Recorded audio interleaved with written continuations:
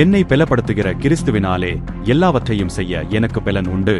பிலிப்பியர் 4:13. சவாலை எதிர்கொள்ளுதல்.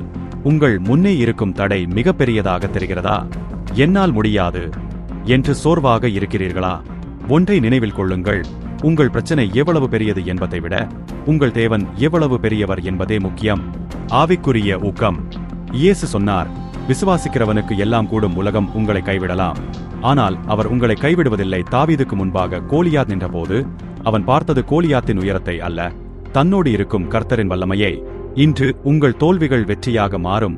உங்கள் பலவீனத்தில் அவருடைய பலம் பூரணமாய் விளங்கும். எதற்கும் அஞ்சாதீர்கள், துணிந்து நில்லுங்கள்.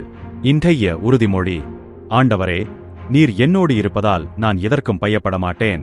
தடைகளை தாண்டிச் செல்ல எனக்கு பலன் தாரும். இன்று நான் எடுக்கும் முயற்சிகள் அனைத்திலும் உம்முடைய கரம் என்னை தாங்கட்டும். இயேசுவின் நாமத்தில் ஆமென்.